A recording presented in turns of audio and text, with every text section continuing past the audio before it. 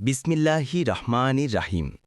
প্রিয় দর্শক, আজ আমরা শুনব এমন এক বাস্তবধর্মী ইসলামিক গল্প যা আমাদের শিখিয়ে দেবে মায়ের দোয়া কতটা মূল্যবান আর তার অভিশাপ কত ভয়ঙ্কর।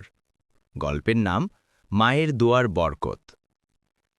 এক ছোট্ট গ্রামে বাস করত এক যুবক, নাম আব্দুল্লাহ।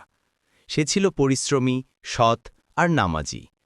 কিন্তু যত চেষ্টা করত, জীবনে কোনো সফলতা আসছিল না। ব্যবসা করল, কিন্তু বারবার ক্ষতি। চাকরির চেষ্টা করল, কিন্তু কোথাও টিকল না। একসময় সে ভীষণ হতাশ হয়ে পড়ল। মনে হল হয়তো আল্লাহ তার প্রতি রাগ করেছেন। একদিন সে এক বুড়ো আলেমের কাছে গেল। চোখে কান্না, কণ্ঠে হতাশা। বলল, হুজুর, আমি নামাজ পড়ি, রোজা রাখি, কিন্তু কিছুতেই সফল হচ্ছি না। কেন আমার জীবনে বরকত আসে না? আলেম কিছুক্ষণ চুপ করে রইলেন।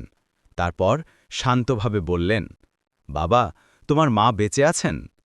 আব্দুল্লাহ বলল, হ্যাঁ হুজুর, তিনি বেঁচে আছেন, কিন্তু আমি কাজের চাপে খুব একটা সময় দিতে পারি না।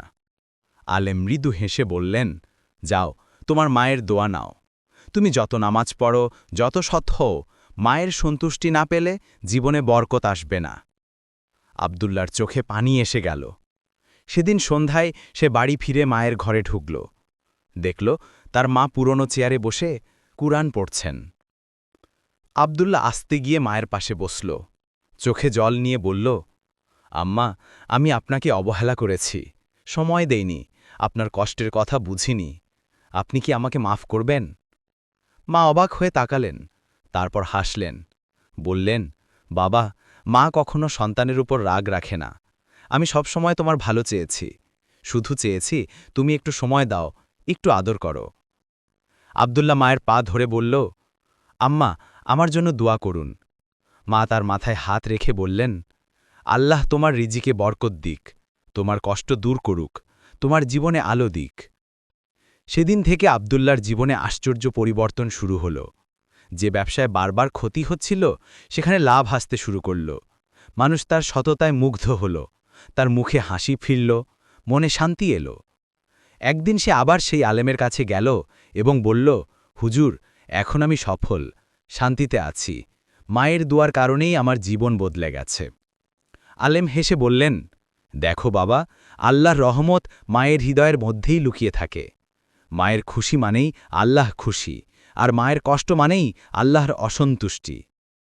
এরপর থেকে আব্দুল্লাহ প্রতিদিন মায়ের সঙ্গে সময় কাটাত, তার খোঁজ খবর নিত, নিজের প্রতিটি কাজের আগে মায়ের দোয়া নিত। সে বুঝে গিয়েছিল, দুনিয়ার সব দরজা বন্ধ হলেও মায়ের দোয়ার দরজা খোলা থাকলে কখনো ব্যর্থ হওয়া যায় না। প্রিয় দর্শক, এই গল্প আমাদের শেখায়, মায়ের দোয়া সন্তানের জন্য জান্নাতের চাবি। মায়ের খুশি মানেই আল্লাহ রহমত। মায়ের চোখে পানি যদি তোমার কারণে পড়ে, তাহলে দুনিয়ার কোনো নামাজ, কোনো দান তোমাকে সফল করতে পারবে না।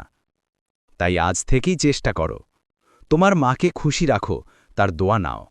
তুমি দেখবে আল্লাহ তাআলা তোমার রিজিকে, জীবনে ও মনে বরকত দান করবেন।